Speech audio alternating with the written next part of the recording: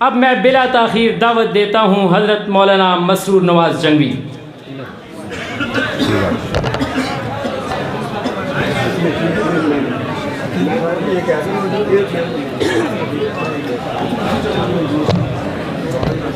اس کو تھوڑا اس طرح کر دیں۔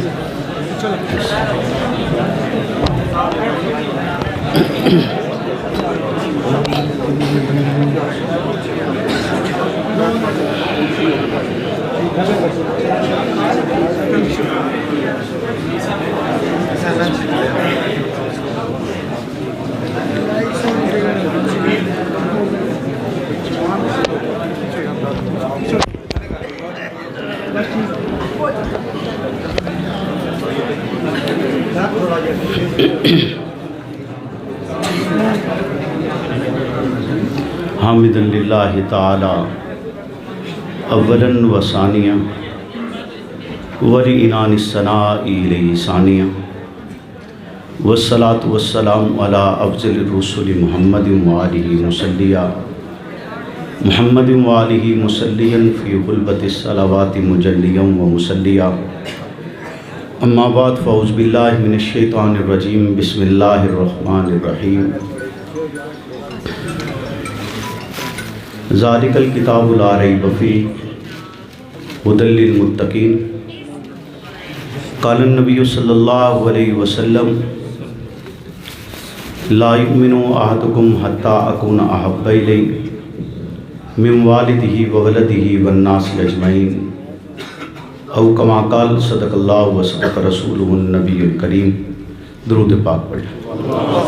تھوڑا اونچا کرنا اس کو تھوڑا سا۔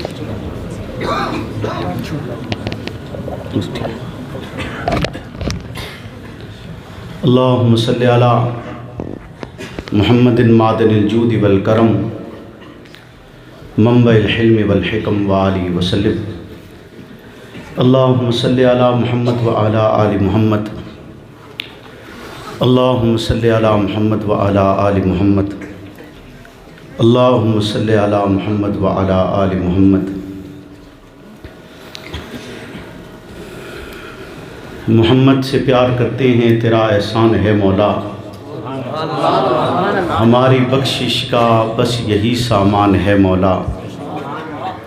در شاہ مدینہ چھوڑ دیں جنت کے بدلے، یہ سودا ہم نہیں کرتے ہمیں نقصان ہے مولا۔ تیرے باغی تیرے شاطن بشر اچھے نہیں لگتے، تیرا سایہ نہ ہو جن پر وہ سر اچھے نہیں لگتے۔ تیرے اصحاب سے مجھ کو محبت کیوں نہ ہو آقا، کسے اونچے گھنے ٹھنڈے شجر اچھے نہیں لگتے۔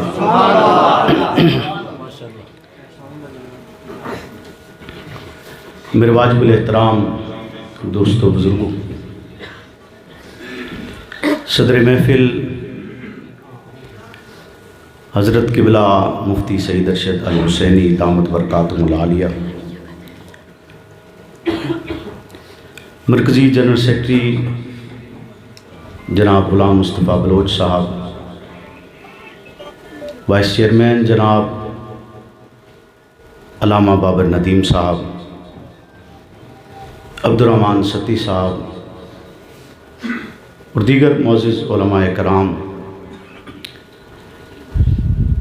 آج کا یہ پروگرام جو محترم سہیل عباسی صاحب، محترم عقیل صاحب، انصر بیگ صاحب اور ملک امجد صاحب اور دیگر ان کے تمام رفقاء، نام تقریباً مجھے باقیوں کے آتے نہیں ہیں اس لیے محسوس نہ کیجیے گا، جن کی پرخلوص دعوت پر یہاں حاضری کا شرف حاصل ہوا ہے، خلاق کے عالم سے دعا گوں کہ وہ مجھے حق اور سچ کہنے کی توفیق عطا فرمائے، اور حق اور سچ کہنے کے بعد مجھے اور آپ کو اس پر عمل پیرا ہونے کی بھی توفیق عطا فرمائے۔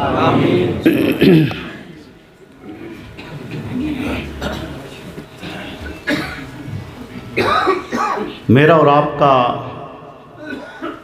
لا الہ پر یقین ہے، ہم اللہ کو ایک مانتے ہیں، محمد کو رسول مانتے ہیں؟ یقین سے مانتے ہیں نا؟ پکی بات ہے، بدلیں گے تو نہیں؟ چونکہ آپ کی اس جامع مسجد میں میری پہلی حاضری ہے، تو ویڈیو کے ذریعے گفتگو کا ایک اور معیار ہوتا ہے اور لائیو دیکھنے کا اور معیار ہوتا ہے۔ لائیو بھی ویڈیو پر بھی آتا ہے آج کل، لیکن جس طرح ہم آمنے سامنے بیٹھے ہیں،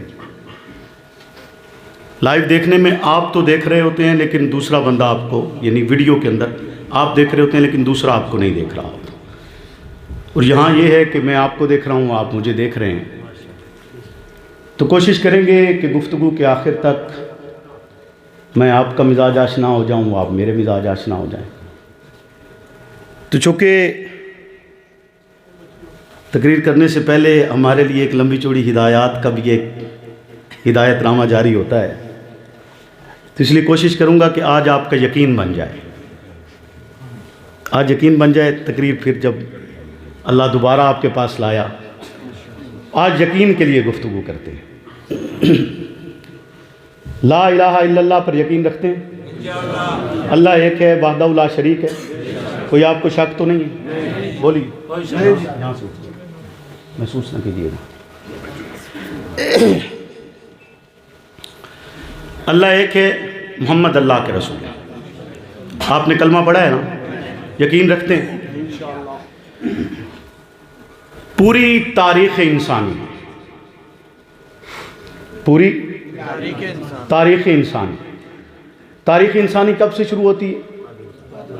آدم علیہ السلام سے اب تک ہے، اور قیامت تک تاریخ انسانی لکھی جائے گی۔ پوری تاریخ انسانی میں بہت سے نظریات بھی پیدا ہوئے، مذاہب بھی آئے، مشن اور نظریے بھی بنے، سوچیں بھی پیدا ہوئیں، اور ان پر کاربند افراد، اس پر چلنے والے لوگ، اس نظریے کو ماننے والے کارکنان یا ایمان لانے والے افراد، اگر انہیں گننا شروع کیا جائے تو وہ بھی شمار سے باہر ہیں۔ ایسے ہی ہے نا کہ اگر آپ اس لمحے میں یہ دیکھنے کی کوشش کرتے ہیں کہ مسلمانوں کی تعداد کتنی، تو کوئی آپ کو 1.5 ارب بتلاتا ہے، کوئی 2 ارب بتلاتا ہے، اور اگر آپ عیسائیت کی تعداد تلاش کرتے ہیں تو وہ آپ کو 3 ارب، کوئی 4 ارب بتلاتا ہے۔ یعنی ہر نظریے اور مذہب پر یقین رکھنے والے بے شمار افراد ہیں، حتیٰ کہ بت پرستی پر آمادہ بھی جن لوگوں نے ایک وحدہ لا شریک کے علاوہ اپنے لیے معبود تراشے ہیں، ایسے بھی آپ کو بے شمار ملیں۔ تقریباً ہندوؤں کی تعداد 90 کروڑ کے قریب بتلائی جاتی ہے۔ یعنی بے شمار افراد، بے شمار نظریوں پر چلنے والے لوگ اس کرۂ ارض پر موجود ہیں، اور آدم علیہ السلام کی زندگی سے چلتے ہوئے قیامت کے دن تک تاریخ انسانی لکھی جا رہی ہے، اور اس تاریخ انسانی میں اسلام پر کاربند افراد بھی ہیں اور اسلام کے مخالف افراد بھی ہیں، ملت اسلامیہ بھی ہے اور ملت کفریہ بھی ہے۔ ملت اسلامیہ سے تعلق رکھنے والے افراد ہر لمحے اس کاوش اور کوشش میں ہیں کہ ان کا نظریہ پروان چڑھے، ان کی بات تسلیم کی جائے، ان کا موقف اور پیغام عام ہو، اور ملت کفریہ پر موجود افراد بھی مسلسل اسی کوشش اور کاوش میں مال صرف کرتے، حکومتیں استعمال کرتے، طاقت اور قوت کے ساتھ لوگوں کو اپنے نظریے کی طرف گامزن کرنے کے لیے کوشاں۔ لیکن اس پوری تاریخ انسانی میں بہت بڑا دعویٰ کرنا چاہ رہا ہوں، اور یہ دعویٰ اس لیے کر رہا ہوں کہ آپ کا یقین بن سکے. ٹھیک ہے جی؟ اس پوری تاریخ انسانی میں کیا آپ کو ہر نظریے پر گامزن افراد نظر آ رہے ہیں جن کو گولیاں بھی ماری جا رہی ہوں؟ وہ خواہ کسی نظریے سے تعلق رکھتے ہیں، اس لمحے میں یہ بحث نہیں. ان پر ظلم بھی ہو رہا ہوگا، تشدد اور بربریت بھی ہو رہی ہوگی، کسی کو انعام و اکرام بھی دیے جا رہے ہوں، کسی کے لیے دولت بھی موجود ہوگی، کسی کو عہدے بھی مہیا کیے جا رہے ہوں گے، کسی کے لیے انواع و اقسام کے پھل اس کی بارگاہ میں پیش کیے جا رہے ہوں گے، اور کسی کو ظلم کی چکی میں پیسا جا رہا ہوگا. لیکن ہر نظریے کے افراد اپنے نظریے پر گامزن ہوتے ہیں، اپنی سوچ پر کمپرومائز کرنے کے لیے تیار نہیں ہوتے. بہت سے لوگ ہیں جو ڈٹ جاتے ہیں، اپنے موقف کے لیے ثابت قدمی اختیار کرتے ہیں، مصائب اور تکالیف کو بھی برداشت کرتے ہیں. دنیا کی دولت ان کے قدموں میں رکھی جاتی ہے تو وہ اس کو بھی ترک کر چھوڑتے ہیں، لیکن سب کچھ چھوڑنے کے بعد اپنے نظریے کو قطعاً چھوڑنا گوارا نہیں کرتے ہیں. لیکن اس پوری تاریخ انسانی میں ایک فرد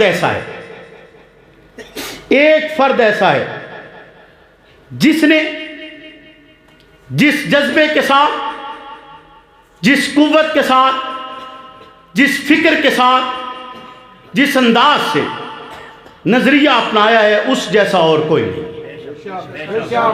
اس جیسا اور وہ فرد سمجھ گئے کون ہے؟ بولیے نا، اونچا بولیے. ہاں جی بولیے بھائی. یاد رکھیے گا بات امت کی ہوگی، پیغمبروں پر آپ بات کر ہی نہیں سکتے. پیغمبر تو پیدائشی معصوم ہوتے ہیں، پیغمبر تو رب کی طرف سے بنائے گئے ہوتے ہیں نا. وہ تو ایک نظریے کا اعلان کرنے کے لیے آتے ہیں، ان کے لیے تو یہ تصور ہی نہیں کیا جا سکتا، یہ سوچا ہی نہیں جا سکتا. وہ نظریہ اپناتے نہیں ہیں تو وہ تو نظریہ لاتے ہیں، وہ نظریہ دیتے ہیں. لانے والوں کی بات ہو رہی.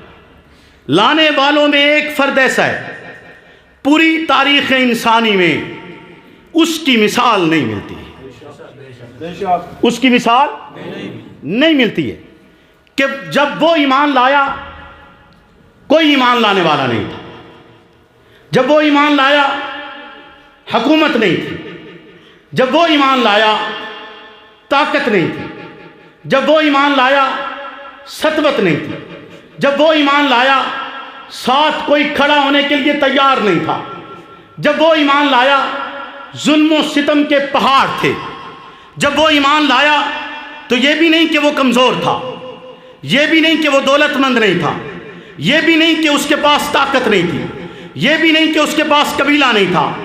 اس کے پاس قبیلہ بھی تھا، اس کے پاس طاقت بھی تھی، اس کے پاس قوت بھی تھی، اس کے پاس دولت بھی تھی. اور ان تمام تر چیزوں کے باوجود وہ ان پر ایمان لاتے اور اس جذبہ سرشاری کے ساتھ لاتے کہ پوری ملت انسانی میں ایک فرد بھی اس جیسا دستیاب نہیں ہے جو اس قوت کے ساتھ اور اس انداز سے ایمان لایا ہو جیسے ابو بکر ایمان لائے. نہ کوئی دلیل مانگی ہے، نہ کوئی معجزہ طلب کیے، نہ پیغمبر سے کوئی سوال کیے، نہ پیغمبر کے سامنے کسی خواہش کا اظہار کیے، نہ پیغمبر کے سامنے کوئی شرط رکھی ہے، نہ پیغمبر پر ایمان لاتے ہوئے کسی بھی قسم کا کوئی سوال کیے. بس پیغمبر کا اعلان سنیں، اشہد ان لا الہ الا اللہ، اللہ ایک ہے، وحدہ لا شریک ہے، اور وہ صدیق اکبر تصدیق کرتا چلا گیا ہے. وہ صدیق اکبر تصدیق کرتا چلا گیا. آج میں چاہتا یہ ہوں کہ جس وقت آپ اپنے گھر میں جائیں تو ایک عنوان آپ یاد رکھیں، ایک عنوان آپ یاد رکھیں، اور جس لمحے میں بھی آپ اس طرح کی کیفیت سے گزریں تو آپ کو وہ عنوان یاد آنا چاہیے. کوشش کر سکتا ہوں؟ بولیے کوشش کروں؟ آپ اس کو یاد رکھیں گے؟ وعدہ کرتے ہیں؟ ہاتھ کھڑا کر کے بتائیں اگر وعدہ کرتے ہیں تو. اس کائنات کی سب سے خوبصورت ترین شخصیت کون سی؟ بولیے. محمد الرسول اللہ۔ سب سے خوبصورت شخصیت کون ہے؟ محمد الرسول اللہ۔ ان جیسا حسین کوئی نہیں ہے۔ ان کے حسن کی تفصیل بیان کرنی شروع کی جائے تو انسانیت کی زبانیں تھک سکتی ہیں، قلم ختم ہو سکتے ہیں، ورق ختم ہو سکتے ہیں، لیکن پیغمبر اسلام کا حسن بھی بیان نہیں ہو سکتا، چونکہ کما حق ہو آپ کے حسن سے بھی کوئی واقف نہیں ہے۔ اور آپ کے حسن کے لیے سراپا عفت و حیا سیدہ طیبہ طاہرہ منزہ امی عائشہ صدیقہ ارشاد فرماتی ہیں کہ آپ کا حسن نمک کی طرح تھا۔ آپ نمکین حسن کے مالک تھے کہ جیسے نمک کی کان میں داخل ہونے کے بعد سب کچھ نمک بن جایا کرتا ہے، اسی طرح جو بھی آپ کے ساتھ ملا ہے خوبصورت ہوتا چلا گیا۔ جو بھی آپ کے ساتھ ملا ہے خوبصورت ہوتا چلا گیا۔ آپ کے حسن کی میں نے بہت سی اس حوالے سے گفتگو کی ہے، وہ ریکارڈ پر موجود ہے، آپ ان کو اٹھا سکتے ہیں۔ اگر دوبارہ اس کا تذکرہ کروں گا تو کچھ لوگ یہ سمجھیں گے کہ اسی گفتگو کو دوبارہ دہرا رہے ہیں، تو اس لیے اس سے نکلتے ہوئے اس کو آپ وہاں سے حاصل کیجئے۔ لیکن بات یہ کرنا چاہتا ہوں کہ کائنات کی سب سے خوبصورت ترین شخصیت جنہیں محمد الرسول اللہ کہا جاتا ہے، یقیناً آپ کی ایک مسکراہٹ پر سب کچھ وارا جا سکتا ہے۔ آپ کی ایک مسکراہٹ پر، جسے اردو میں تبسم کہا جاتا ہے، آپ کے تبسم پر سب کچھ وارا جا سکتا ہے، جانیں دی جا سکتی ہیں، وطن دیا جا سکتا ہے، بچے دیے جا سکتے ہیں، مال قربان کیا جا سکتا ہے، غرض زندگی کی ہر ایک شے آپ کے تبسم کے لیے قربان کی جا سکتی ہے۔ اور وہ تبسم کب کب آپ کے رخ انور پر نمودار ہوا؟ صحابہ کہتے ہیں کہ جس لمحے میں آقا دو جہاں گفتگو فرما رہے ہوتے تو گفتگو فرماتے ہوئے اگر ہم دیکھتے کہ آپ کے رخ انور پر مسکراہٹ آئی ہے، ہم دیکھتے کہ آپ کے رخ انور پر تبسم آئے، ہم سمجھ جاتے کہ اس لمحے میں، جس لمحے میں پیغمبر کے رخ انور پر تبسم جھلکا ہے، یہ وہی لمحہ ہوگا جس لمحے میں پیغمبر کی نگاہ اور ابو بکر کی نگاہ ٹکرا چکی ہو۔ جس لمحے میں نگاہ پیغمبر اور نگاہ صدیق ٹکرائی ہوئی ہوگی، یہ وہی لمحہ ہوگا۔ تو اگر میں صدیق کو پیغمبر کا تبسم کہوں تو بے جا نہیں ہوگا، بولیے نا، پیغمبر کا تبسم، پیغمبر کا تبسم، کہ جب بھی پیغمبر صدیق کو دیکھتے مسکرا پڑتے، جب بھی صدیق کو دیکھتے بولیے نا، جب بھی صدیق کو دیکھتے، کیونکہ زندگی کا، پیغمبر کی زندگی کا، اسلامی زندگی کا، اعلان نبوت کے بعد کی زندگی کا کوئی لمحہ ایسا نہیں ہے جس میں پہلے محمد ہوں دوسرا ابو بکر نہ ہو، جس میں پہلے محمد ہوں دوسرا ابو بکر نہ ہو۔ آپ کی زندگی کا کوئی لمحہ ایسا نہیں، حتیٰ کہ جہاں ابو بکر موجود بھی نہیں وہاں بھی پیغمبر یہ ارشاد فرماتے ہیں، ایک روایت آپ فرماتے ہیں کہ ایک بیل پر سواری کی گئی تو اس بیل نے کہا کہ میں اس کے لیے نہیں ہوں، یا سامان لادا گیا، اس نے کہا میں سامان ڈھونے کے لیے نہیں ہوں بلکہ کھیتی کے لیے ہوں۔ تو لوگوں نے تعجب کی نگاہ سے دیکھا کہ بیل اور بول پڑا، تو پیغمبر نے ارشاد فرمایا کہ میں بھی تصدیق کرتا ہوں اور ابو بکر اور عمر بھی تصدیق کرتے ہیں کہ جس لمحے میں، اور وہاں پر اس لمحے میں ابو بکر و عمر موجود نہیں تھے، پیغمبر کی بارگاہ میں اگر ابو بکر موجود بھی نہ ہو تب بھی جہاں پیغمبر اولیت میں اپنا تذکرہ کرتے ہیں ثانیت میں ابو بکر کا تذکرہ کرتے ہیں۔ جیسے آپ کے یہاں بھی مولانا صاحب گفتگو فرما رہے تھے تو انہوں نے ثانی اثنین کے الفاظ استعمال کیے۔ قرآن مجید کی آیت مبارکہ ہے نا کہ رب بھی کہتے ہیں یہ دوجہ ہے، بولو نا یہ دوسرا ہے۔ کوئی مقام ایسا نہیں جس مقام پر محمد پہلے نمبر پر ہوں اور ابو بکر دوسرے نمبر پر نہ ہو، کوئی مقام ایسا نہیں ہے۔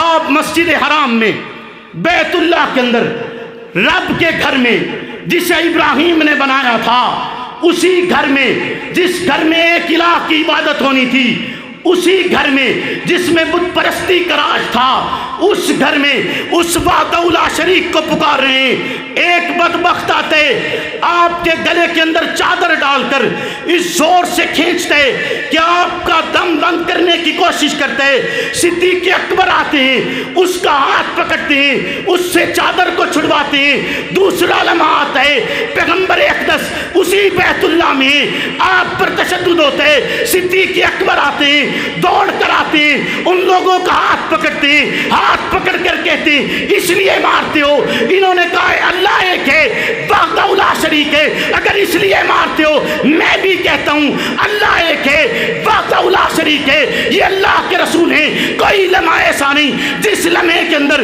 صدیق اکبر نے پیغمبر کے ساتھ کوئی زیادتی ہونے لگے، کوئی ظلم ہونے لگے، صدیق دوڑ کر سامنے نہ آیا ہو، صدیق پیغمبر کی ڈھال نہ بنا ہو، صدیق پیغمبر کے سامنے سینہ سپر نہ ہوا ہو، کوئی لمحہ ایسا نہیں۔ اور پھر اس کے بعد لمحات بدل جایا کرتے تھے، وہی ہاتھ جو پیغمبر کے دامن کی طرف اٹھتے، وہی ہاتھ جو پیغمبر پر ظلم کر رہے ہوتے، انہی ہاتھوں کے ساتھ صدیق اکبر پر ظلم ہوتا، انہی وہی ہاتھ صدیق اکبر کے دامن میں الجھ جاتے، وہی ہاتھ صدیق اکبر کا گریبان پکڑ لیتے کہ یہ بھی کہتے اللہ ایک ہے، وحدہ لا شریک ہے، بیت اللہ کا ہی مقام ہے۔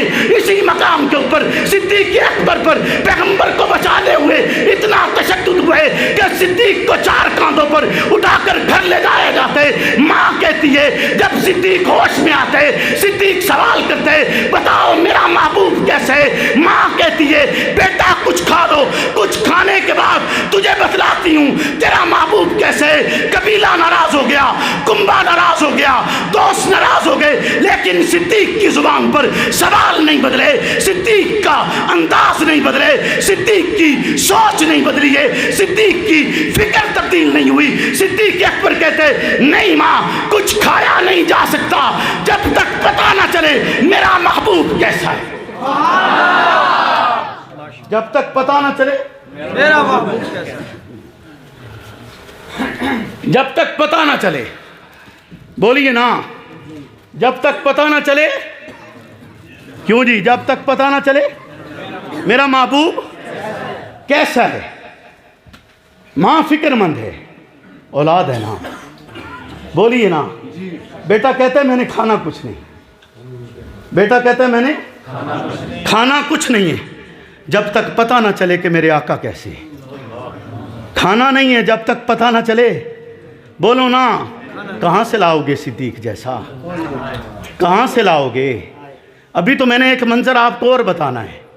اگر آپ سینے میں دل رکھتے ہیں، آپ میں جگر ہے اور اس جگر میں قوت ہے، میں دیکھوں گا کہ آپ وہ منظر برداشت کیسے کرتے ہیں۔ یہ منظر ابھی کچھ بھی نہیں، اس سے بھی بڑے بڑے منظر ہیں جو صدیق اکبر نے پیغمبر کے ساتھ لمحات گزارے۔ فکر تو یہی ہے، یہی تو یقین بنانا ہے کہ صدیق کی قربانی کو پس پشت ڈال کر آپ اسلام کی تشریح کیسے کر سکتے ہیں؟ آپ اسلام کی یاد رکھیے گا، کسی بھی نظریے کے لیے جو لوگ قربانی دیتے ہیں ان کی قربانیوں کو پس پشت ڈال کر نظریہ بیان نہیں کیا جا سکتا ہے۔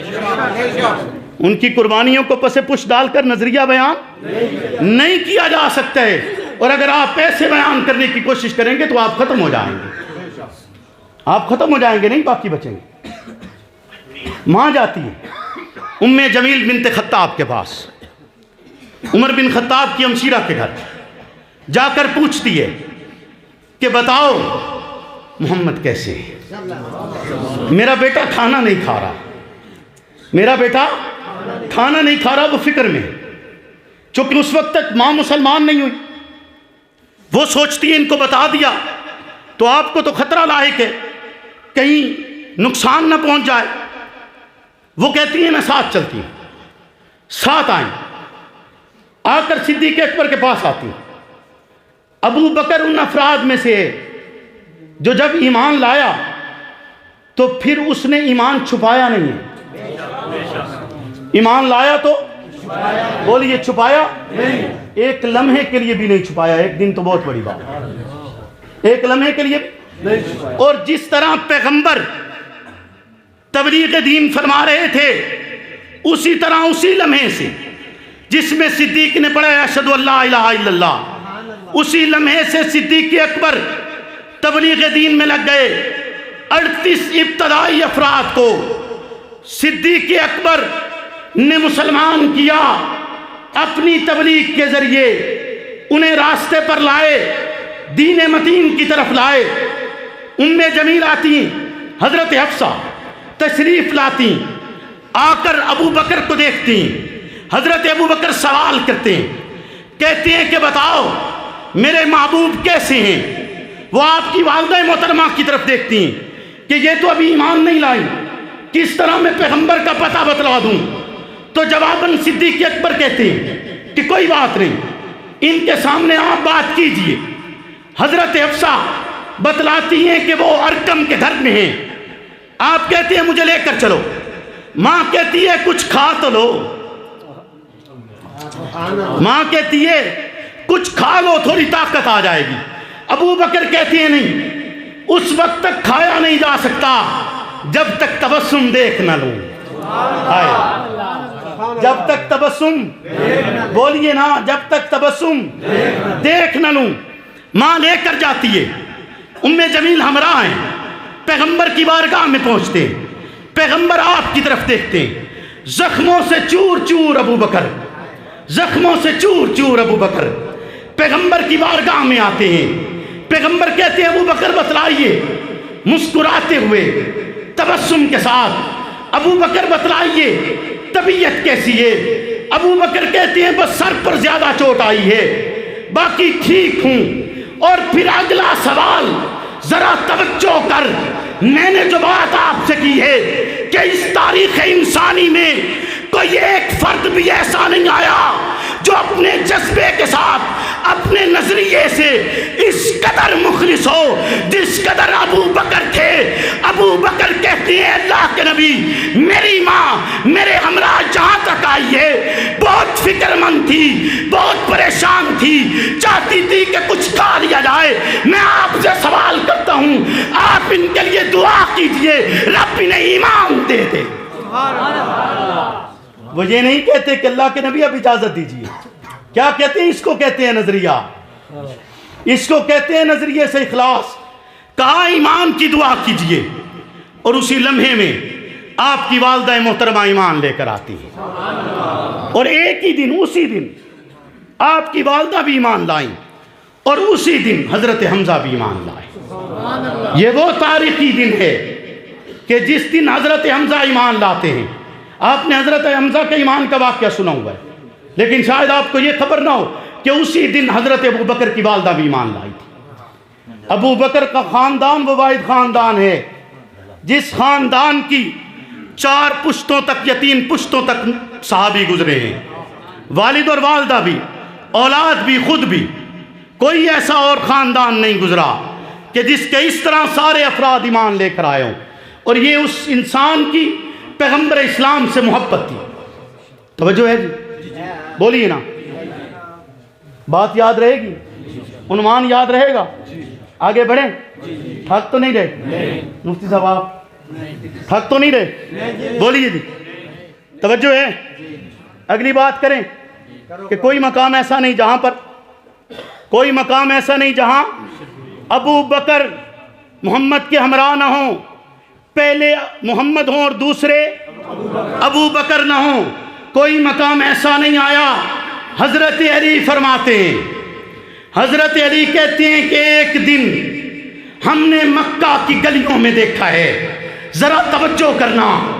حضرت علی کہتے ہیں کہ ایک دن تھا، حضرت علی بہت کم سن تھے، چھوٹی عمر میں ایمان لائے ہیں۔ کہتے ہیں ایک دن ہم نے مکہ کی گلیوں میں دیکھا کہ محمد الرسول اللہ کو کافر پکڑے ہوئے ہیں، کوئی ایک طرف کھینچتا ہے، کوئی دوسری طرف کھینچتا ہے، کوئی ایک طرف سے دھکے دیتا ہے، کوئی دوسری طرف سے دھکے دیتا ہے، کوئی آپ سے بدتمیزی کرتا ہے، کوئی آپ پر طعن و تشنیع کرتا ہے، کوئی آپ پر تشدد کرتا ہے۔ حضرت علی کہتے ہیں یہ منظر اتنا خوفناک تھا کہ کسی فرد میں جرأت نہیں تھی وہ آگے بڑھ کر ان بدبختوں کا ہاتھ روکے۔